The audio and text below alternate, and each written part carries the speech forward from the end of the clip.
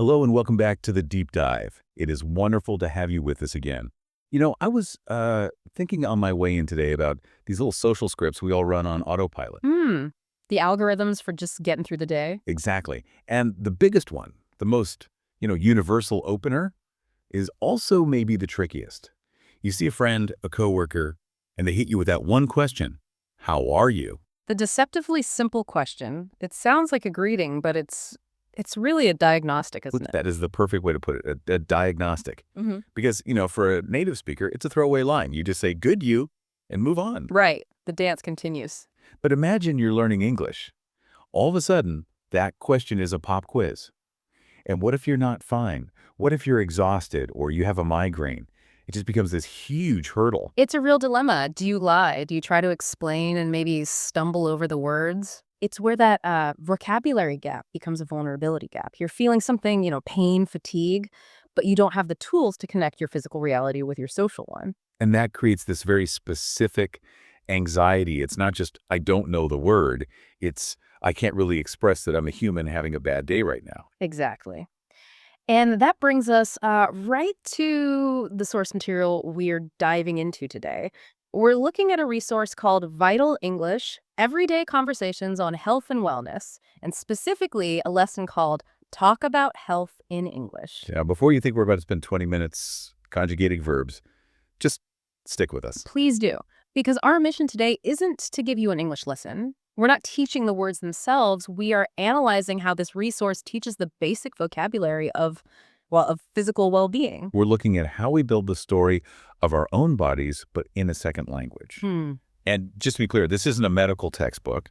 We're not learning how to talk to a brain surgeon. No Latin names for bones today. Thank goodness. I'm not sure I could pronounce them anyway. The source is very clear. This is about real-life English, the stuff you use with friends, family, teachers. It's the bridge between feeling sick and actually being able to explain that feeling to another person. Which is, arguably the more important skill for just surviving day to day, right? I think so. Most of these conversations happen over coffee or in the break room. They're social, not clinical. So let's get into the mechanics of it. The first thing that really jumped out at me in the source description was this emphasis on the vibe. It explicitly says the conversation in a lesson is slow, calm, and easy to understand. Which, on the surface sounds like typical marketing for a language tool. But I feel like there's more to it. I think it's a very deliberate cognitive strategy. Think about the context. When are you usually talking about your health? When something's wrong. Exactly. You're stressed, you're in pain, you haven't slept, your cognitive load is already maxed out just by being in your body. So you don't have the mental energy left to decode some rapid-fire slang. No way. You add the stress of a foreign language on top of physical discomfort, and it's a recipe for a shutdown. So by saying calm and slow, the source is creating a safe space for your brain. It's almost therapeutic in its design. Yeah. It's like it knows the learner's probably feeling a bit vulnerable when they need these words. And the source even mentions this pacing lets the learner pause, repeat, and practice.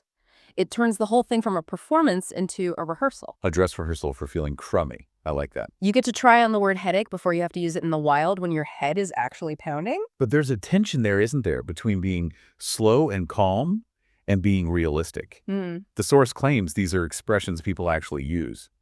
But textbooks usually sacrifice realism for the sake of simplicity. That's the classic problem. We've all seen those terrible dialogues, right? Hello, I am experiencing a malady in my abdominal region. My stomach is engaging in distress. Nobody talks like that. No. And if you do, people look at you like you're from another planet. You sound like a medical chart, not a person. This source seems to be trying to thread that needle. Okay, so let's look at this natural flow. The summary outlines a specific scenario. It's got two characters, just called Speaker A and Speaker B.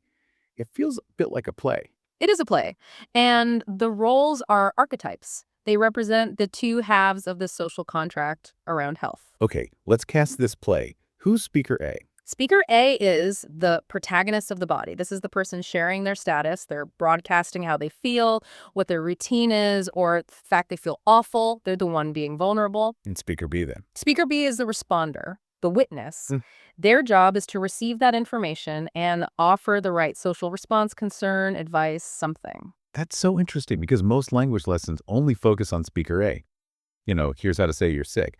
They don't teach you how to be the person hearing that news. Which is a huge oversight because conversation is a loop. You're never just speaker A for long. Right. And the source maps out this whole narrative arc. It doesn't just jump to, I have the flu. It starts with step 1, talking about how someone feels today. The how are you moment we started with. Exactly. Then it moves to habits, sleep, food, exercise. Then it addresses the common problems. And it finishes with advice. So it's a feedback loop. Status, baseline, disruption, and resolution. Precisely. And by teaching this structure, the source is teaching the social dance of health.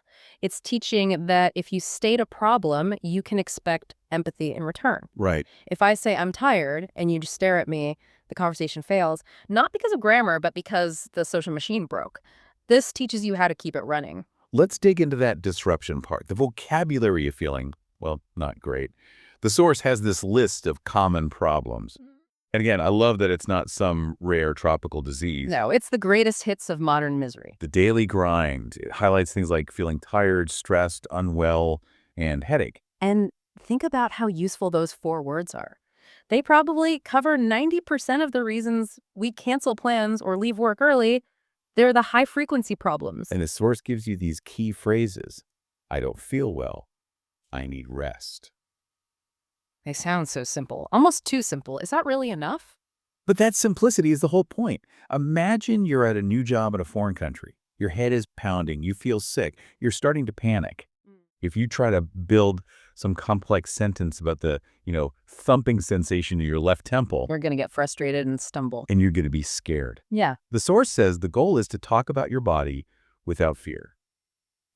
Giving you a simple phrase like, I don't feel well, is like handing you a key. You just need to unlock the social understanding that you are out of commission. It's functional communication. It's a permission slip. And my favorite one on that list is, I need rest. Oh, why that one? Because it's not just a complaint, it's an assertion. It's you advocating for a solution. I have a headache is a status update. I need rest is a boundary. Teaching a learner to set a boundary in a new language. That is a very advanced social skill hiding in a 3-word sentence. That's a great point. It empowers you to take control, not just suffer. But okay, I don't want this whole deep dive to be about headaches and complaining. We do enough of that in real life, right? We do. And the source actually flips the script. It moves from illness to wellness, talks a lot about daily health habits. Which is just as important. Health isn't just the absence of sickness, it's the presence of routine. So the source lists the Holy Trinity: sleep, food, and exercise. But this is where it gets really interesting linguistically. It points out a specific grammar point for this. The present simple tense. Now, usually when people bring up grammar, I can kind of glaze over. I saw your eyes roll back a little bit just now. It's a little. Mhm. But you think this specific choice, present simple, is actually like philosophically important here? Why does the tense matter so much? Because grammar isn't just rules, it's about how we see time and identity. The present simple sentences like, I exercise, I sleep 8 hours, is the tense of habit and truth. Okay, contrast that for me. So compare I am exercising with I exercise. I am exercising means I'm on the treadmill right now. It's a temporary action. Right. But I exercise describes who I am. It's a pattern that defines my lifestyle. It means that even if I'm on the couch eating chips right now, I am fundamentally a person who exercises. So when the source teaches you to use present simple for health, it's teaching you how to describe your identity. Exactly. It's the foundational grammar for talking about your lifestyle, about your default settings. Yeah, it's actually pretty profound. It turns a grammar drill into a character study. And the vocabulary backs that up, right? It mentions words like energy and healthy. Energy is such a crucial abstract word to teach. We use it like a currency, don't we? I have no energy. I'm low on energy. It's a very efficient way to tell someone, I can't deal with you right now without actually being rude. It's softer than go away. Much softer. It makes the problem about my supply, not your demand. So we've covered the I'm thick part and the I'm a healthy person part, but we have to circle back to that second character we talked about. Speaker B. Speaker B, the responder. The source has a whole section on polite concern expressions. And I think this is where a lot of learners and, frankly, a lot of native speakers just hit a wall. It's the awkward silence. Yes. Someone tells you, I have a terrible headache. You feel bad for them, but if you don't have the right phrase loaded up, you just say, oh. Or, Okay. and oh, feels so cold, doesn't it? It feels indifferent. It breaks that social contract. The vulnerability was offered, but it just fell on the floor. So what's the safety net? What phrases does the source provide? It gives us the absolute classics. Take care and you should rest. Take care. The Yeah. Swiss Army knife of English. It really is. It works for goodbyes, for sickness, for travel. It's warm without being too intimate. But in this context, you should rest is the real power move. Why a power move? Because it's gentle advice. It Yeah. validates what the other person said. If you say, I'm tired, and I say, you should rest, I'm agreeing with your self-assessment. I'm validating you. And I'm giving you permission to stop. Exactly. And that connects back to the promise the source makes to build confidence. Right. You can't be confident in a conversation if you're just a passive observer. By knowing how to respond, how to offer comfort, the learner becomes an active participant. They're not just taking up space, they're contributing.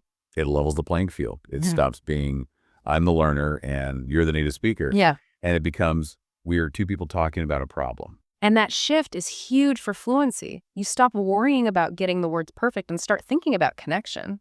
So, stepping back, looking at Vital English as a whole, it seems like it's much more than just a list of words to memorize. Oh, it's a whole toolkit for describing the human condition. We've covered everything from energy and stress to habits and headaches. And the ultimate goal, like the source says, is to be able to talk about your body and your well-being without fear. That phrase, without fear, really sticks with me.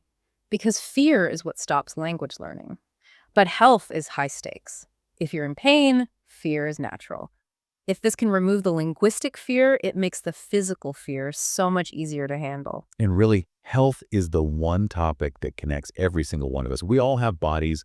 We all get tired. It's the universal interface. It's the ultimate common ground. You can disagree on everything else, but if you both have a headache, you understand each other perfectly. Before we wrap up, I want to leave you, our listeners, with one last thought. We've been talking about how this source teaches learners to be deliberate, especially with that present simple tense, I exercise, I eat well. The grammar of habit, right? So here's my question. Does learning these phrases in a second language actually make us more mindful of our own health habits? That is a provocative thought. You mean, does the act of learning the words change the behavior itself? Exactly. Because in your native language, you just say it. Yeah, I go to the gym sometimes.